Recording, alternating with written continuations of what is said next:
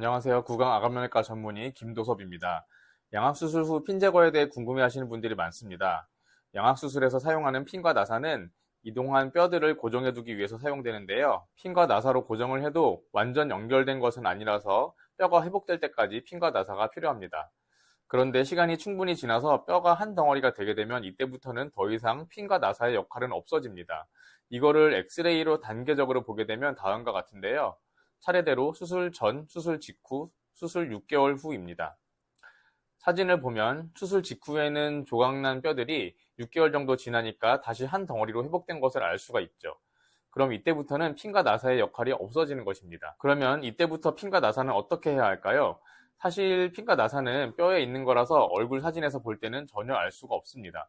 게다가 핀과 나사는 인체에 무해한 티타늄 금속 100%로 이루어져 있기 때문에 제거를 해야 하는 건 더더욱 아니기도 하죠. 치과 임플란트도 모두 티타늄 금속이라서 마찬가지라고 볼 수가 있습니다. 그런데 실제로는 핀과 나사를 제거하는 분들이 대략 한 60-70% 정도가 되는 것 같아요.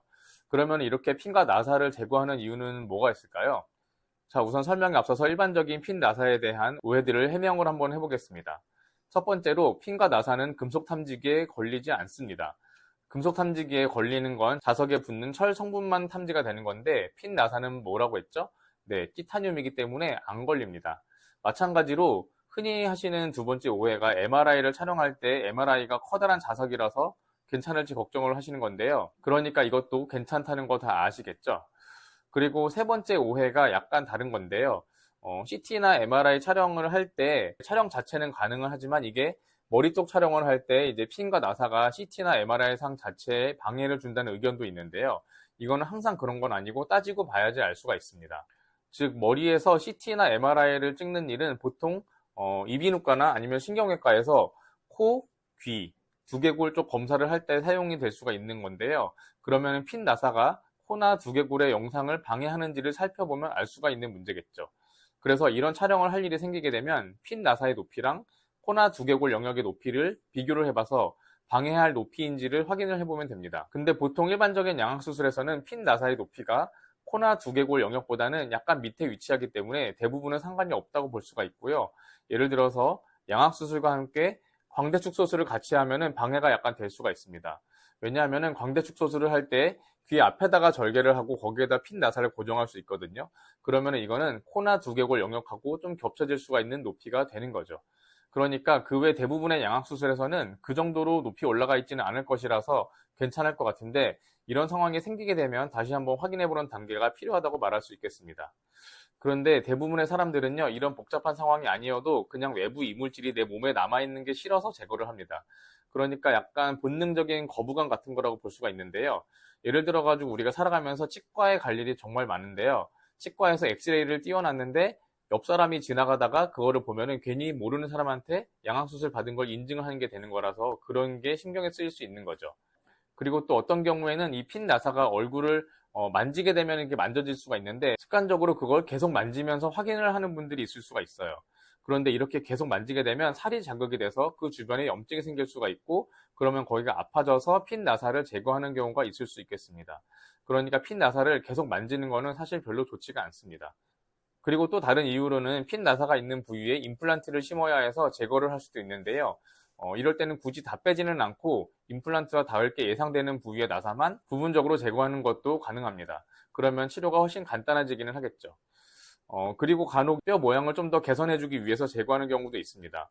예를 들어서 뼈가 좀 울퉁불퉁한 데가 있거나 아니면 비대칭에 남아가지고 좀 다듬어주는 안면윤곽 수술을 추가로 해줘야 되는데 이거를 하는 김에 핀 나사를 제거하는 거라고 볼 수 있겠죠. 그리고 물론 반대의 경우도 있을 수 있어서 핀 나사를 제거하는 김에 뼈를 약간 다듬는 것도 당연히 가능합니다. 핀 제거 수술은 치료가 복잡한 건 아니지만 치료 부위가 생각보다 넓고 깊어서 저심 마취를 대부분 하고요. 일부만 뺄 경우에는 부분 마취를 할 수도 있는데 생각보다 좀 아플 수도 있습니다. 수술은 그냥 핀 나사가 있는 데를 살짝 절개하고 빼기만 하는 거라서 금방 끝나기는 하는데요. 되도록 수술하고 한 1년 전후에 하시는 게 좋기는 합니다. 시간이 너무 많이 지나게 되면 뼈가 그 위로 덮어가지고 수술이 더 오래 걸리고 더 아플 수 있습니다. 그래서 가능하면 1년 전후에 빼고 적어도 3년은 넘어가지 않게 해주는 게 좋다고 생각을 합니다. 간혹 한 5년이나 10년 만에 오셔가지고 핀 빼달라고 하시는 분들도 있는데 뭐 불가능한 건 아니긴 하지만 수술이 좀 더 오래 걸리고 진료비가 좀 더 들 수 있다는 거는 감안을 하셔야겠습니다. 핀 제거 수술의 통증은 치료 범위가 넓어가지고 여러 군데가 아프긴 하겠지만 통증의 크기나 지속 시간이 양악 수술보다는 훨씬 적습니다. 그래서 너무 겁내실 거는 아닙니다. 그리고 당연히 뼈를 쪼개서 하는 수술은 아니기 때문에 양악 수술 때처럼 코가 막히거나 아니면은 씹으면 안 되거나 하는 문제는 안 생기는데요. 상처들이 안 아파지려면 적어도 한 2, 3일 정도는 지나야 해서 그때까지는 움직일 때마다 좀 욱신거리고 음식도 맵고 짜고 뜨겁고 거친 음식은 좀 피하고 부드럽고 덜 자극적인 음식을 며칠간 드시는 게 좋겠습니다. 붓기는 한 일주일에서 10일 정도 가기 때문에 양악 수술보다는 훨씬 가볍게 지나가는 것 같은데요. 다만 핀 제거를 하면서 뼈를 좀 다듬게 되면 거기는 좀 더 부을 수는 있겠습니다. 또 어떤 분들은 핀 제거를 하고도 코 퍼짐이나 신경 손상이 생길까봐 걱정을 하시기도 하는데요. 저의 경우에는 절개를 엄청 작게 하기 때문에 그런 일은 잘 안 생기는 것 같은데요. 잇몸 상처 주변은 한동안 좀 먹먹한 느낌은 있는 것 같습니다. 참고로 가끔 오히려 핀 제거를 하고 나서 감각이 더 좋아지는 일도 있을 수 있는데요. 양악을 하면서 사용한 나사가 신경을 누르고 있을 때는 이 나사를 제거를 하면 먹먹한 느낌이 개선이 되기도 하는 것 같습니다. 자, 그러면은 핀 제거와 관련된 설명을 마치도록 하겠습니다. 궁금한 점은 영상에 댓글을 달아주시거나 영상 설명에 나온 링크를 통해서 문의를 주시면 답변 드리겠습니다. 감사합니다.